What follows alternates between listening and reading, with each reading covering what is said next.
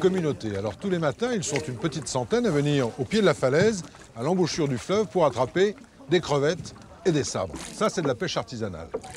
Mais il ne faut pas l'oublier, l'océan Indien et le canal du Mozambique, entre Madagascar et le continent africain, sont des eaux très poissonneuses qui intéressent toutes les flottes tonnières du monde. Elles font escale au nord de l'île et sur les quais de débarquement est née une étonnante tradition.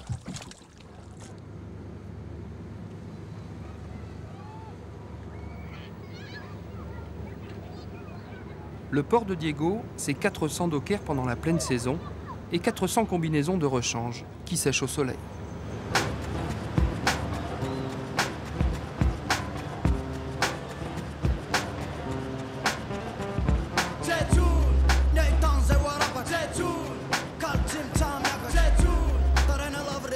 Les quais ne désemplissent pas. La saison de pêche au thon a commencé dans le canal du Mozambique il y a 3 semaines et aujourd'hui ce sont déjà pas moins d'une dizaine de tonniers et 3 cargos qui patientent dans la rade. Leur déchargement et transbordement se feront en 3 jours.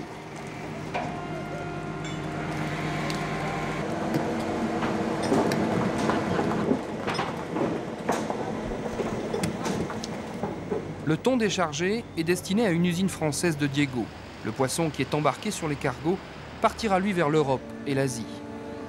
D'autres pièces de thon prennent une autre destination.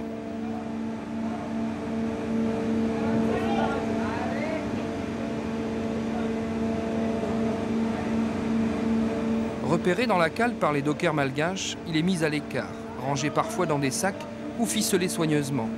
Ce poisson-là ne peut quitter la ville car il s'agit d'une espèce particulière qui ici vaut de l'or, le faux poisson.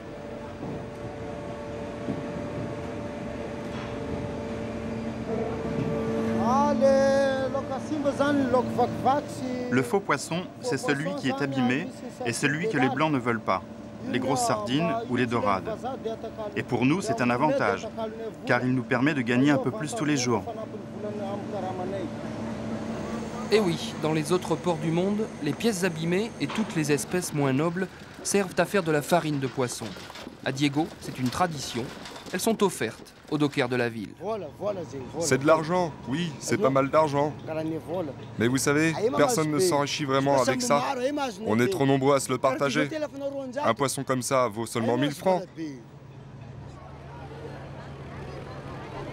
À l'autre bout du port, une porte de fer solidement fermée. Derrière le mur, ils sont déjà près d'une centaine à patienter. C'est ici, dans quelques heures, que l'on connaîtra le prix du faux poisson. On saura alors qui est vraiment riche. Elles sont arrivées il y a 3 ou 4 heures. Certaines ont quitté leur travail pour venir au port. À Diego, toutes les mères de famille guettent le faux poisson. Dès que les bateaux sont annoncés, les dockers qui habitent dans mon quartier me préviennent. Ils me disent s'il y a beaucoup de poissons et si c'est intéressant, je viens pour acheter.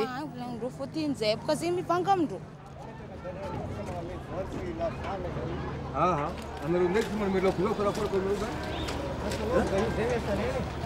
17 h, les équipes quittent leur poste. Les premiers dockers arrivent à la porte et avec eux les premiers lots de faux poissons. À peine sortis des cales, mais déjà décongelés, prêts à la vente.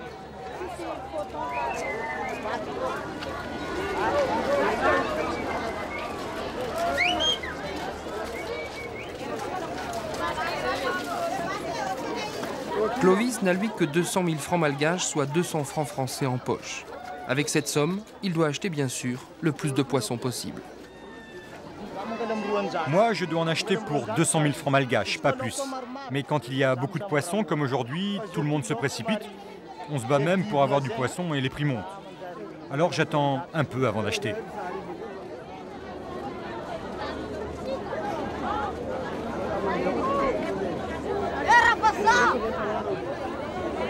Le balai des dockers va durer 3 ou 4 heures. À Diego, on estime à 1500 tonnes par an la quantité de faux poissons vendus, soit 2% des déchargements.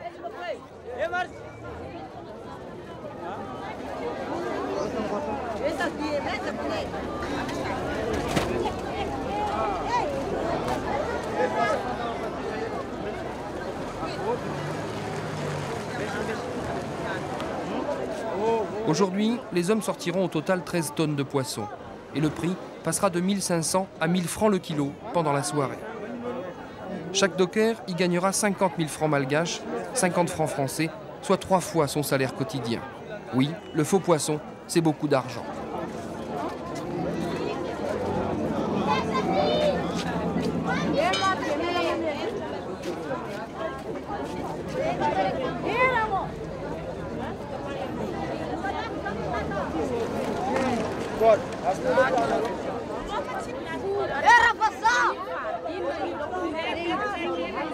Clovis a marchandé avec une dizaine de dockers. La plupart se sont montrés trop gourmands, trop chers. Il emporte finalement plusieurs lots de petits thons en très bon état.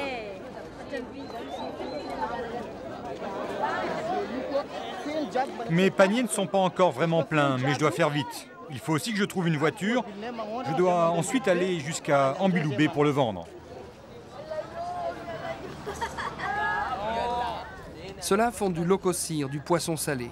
Ils passeront la nuit à le vider et le préparer avant de l'expédier vers la capitale, Tananarive, située à 600 km.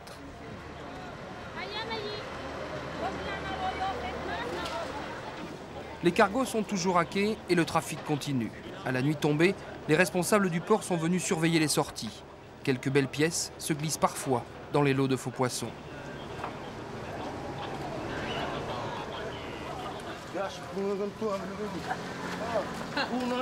Demain, il sera sur les marchés de la région, à Diego, Voémar et jusqu'à Sambave, à 300 km d'ici. Clovis s'est lui trouvé un taxi-brousse pour rentrer à Ambiloubé. 5 heures de route l'attendent sous des trombes d'eau. Il n'arrivera pas à destination avant 2 ou 3 heures du matin.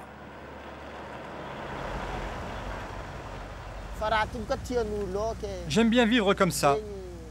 Je prends des risques et je n'ai pas de patron et les bénéfices sont pour moi.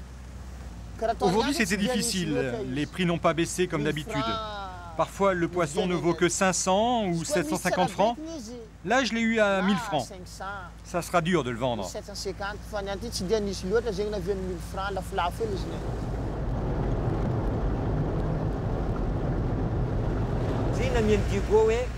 Les gens de Diego aiment beaucoup ce business-là.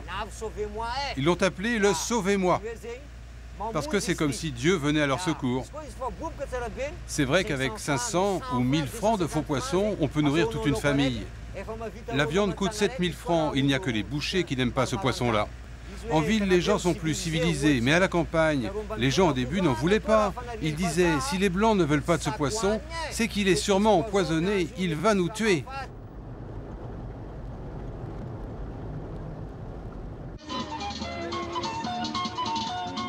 Sur les routes nationales qui relient Diego aux villes du sud, dans chaque village, le faux poisson est à vendre.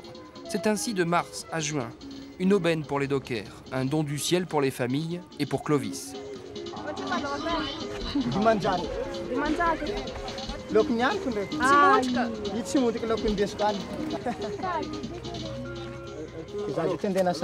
J'ai commencé à vendre très tôt ce matin et vous voyez, il ne m'en reste presque plus. Mais je n'ai pas fait un très gros bénéfice. Je l'ai acheté trop cher. Alors il faut que je reparte à Diego. Il faut que je gagne plus que ça.